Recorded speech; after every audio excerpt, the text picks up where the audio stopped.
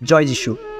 আমার বন্ধু, যদি আপনি একজন খ্রিস্টান হয়ে থাকেন তাহলে আজকের ভিডিওটি শুধুমাত্র আপনার জন্য। কারণ এই ভিডিওতে বাইবেলের এমন একটি গল্প আমি শেয়ার করতে যাচ্ছি যা প্রতিটি খ্রিস্টানদের জন্য গুরুত্বপূর্ণ।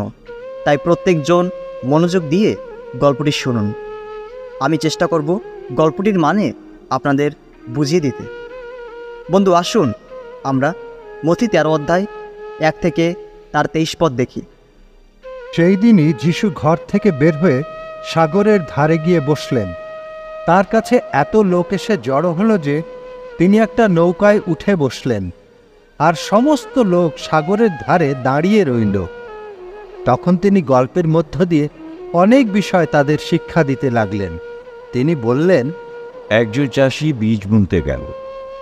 বুনবার সময় কতগুলো বীজ পথের পাশে পড়ল, আর পাখিরা এসে তা খেয়ে ফেলল।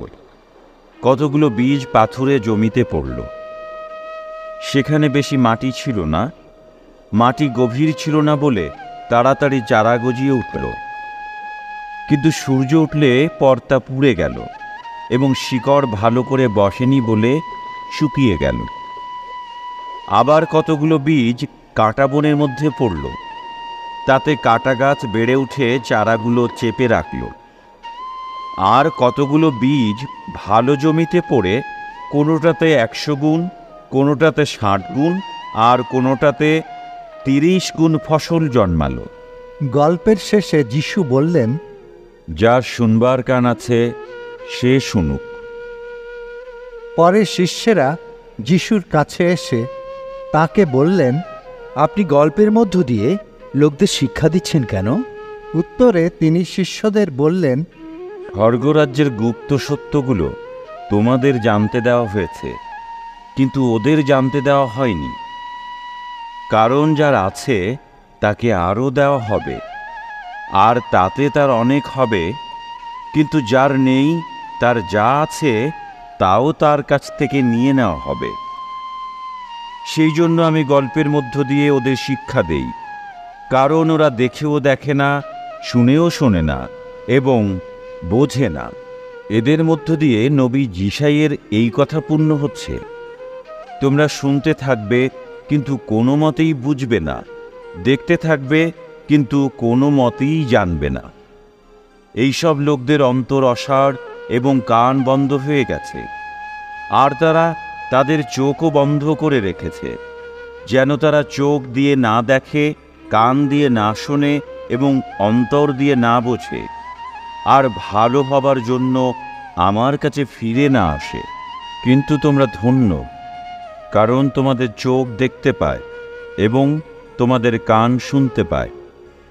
আমি তোমাদের সত্যিই বলছি, তোমরা যা যা দেখছ তা অনেক নবী ও ঈশ্বর ভক্ত লোকেরা দেখতে চেয়েও দেখতে পাননি, আর তোমরা যা যা শুনছ তা তারা শুনতে চেয়েও শুনতে পাননি।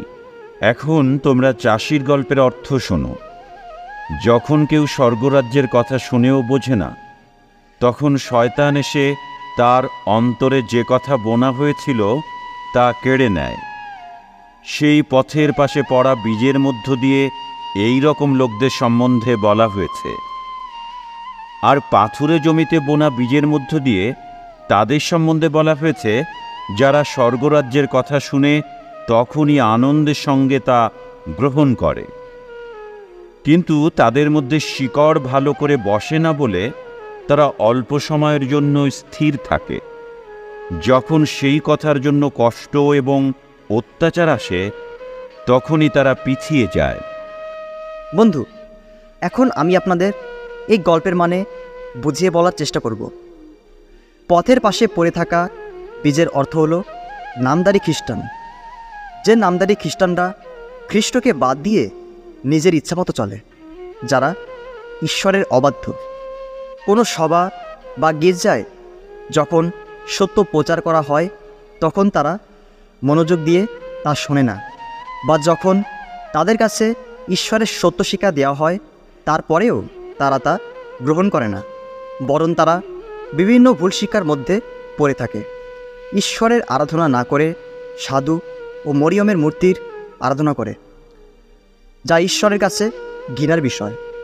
তারা ঠিকঠাক মতো বাইবেল পড়ে না, প্রার্থনা করে না, করলেও সপ্তাহে বা মাসে একবার, এবং বছরে একবার গির্জায় যায়, অথবা প্রতি সপ্তাহে গির্জায় গিয়ে দেখায় তারা ঈশ্বরের সাথে যুক্ত, অথচ তার উল্টো সামাজিক রীতি বা লোকদের দেখানোর জন্য তারা এসব করে থাকে।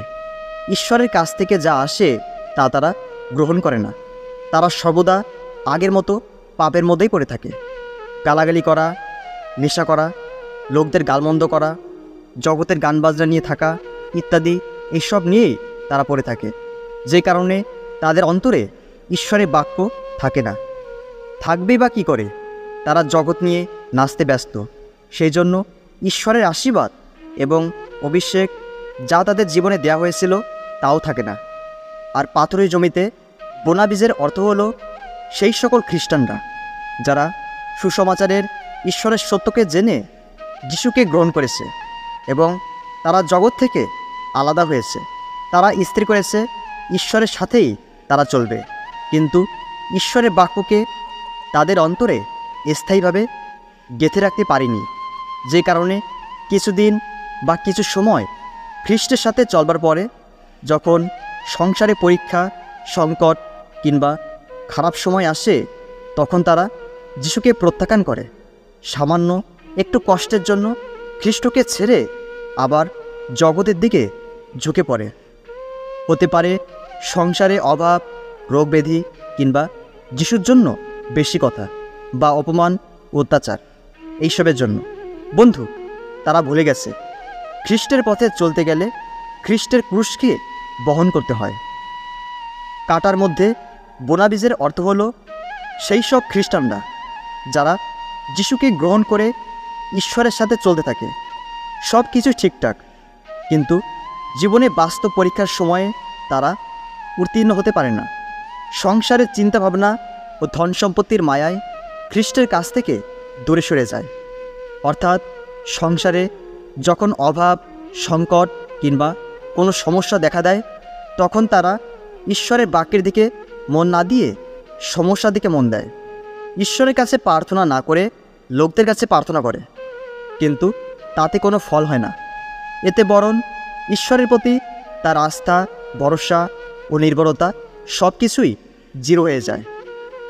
আর যাদের টাকা পয়সা, বাড়ি গাড়ি, জমি জমা আছে, তারা ওইসবের চিন্তায় ব্যস্ত, অর্থাৎ ওইসব ভোগের জন্য। আর ওইসব ভোগের জন্যই ঈশ্বরকে তারা ভুলে যায়।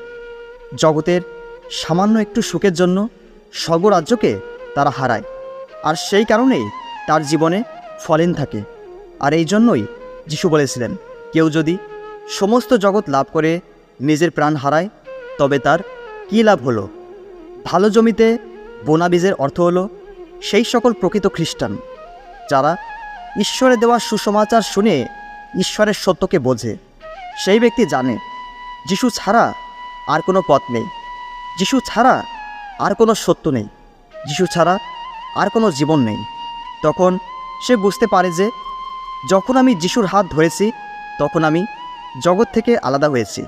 কারণ এই জগৎ আমার স্থায়ী ঠিকানা নয়, বরং আমার জীবন খ্রিস্টের মধ্যে লুকানো। যখন আমি যিশুকে বিশ্বাস করেছি, তখন আমি স্বর্গে যাব নিশ্চিত। এই কারণেই সে পৌলের মতো বলে, কারণ আমার পক্ষে জীবন হলো খ্রিস্ট এবং মরণ হলো লাভ। আর এই জন্যই সেই ব্যক্তিদের জীবনে ফল দেখা দেয়। কারো জীবনে 100 গুণ, কারো জীবনে 60 গুণ, আবার কারো জীবনে 30 গুণ। বন্ধু, প্রকাশিত বাক্য 2 অধ্যায় তা 10 পদে বলা হয়েছে, তুমি মৃত্যু পর্যন্ত বিশ্বস্ত থাকো, তাহলে জয়ের মালা হিসাবে আমি তোমাকে জীবন দেব। বন্ধু, যদি আপনি মনোযোগ সহকারে ভিডিওটি শেষ পর্যন্ত দেখেছেন, তাহলে আপনি গল্পটির অর্থ বুঝতে পেরেছেন, সাথে ঈশ্বরের আশীর্বাদও পেয়েছেন। বন্ধু, ভিডিওটিতে লাইক বাটন প্রেস করে আপনার বন্ধুদের কাছে শেয়ার করুন। আর চ্যানেলটি সাবস্ক্রাইব না করে থাকলে সাবস্ক্রাইব করে পাশেই থাকুন। ধন্যবাদ।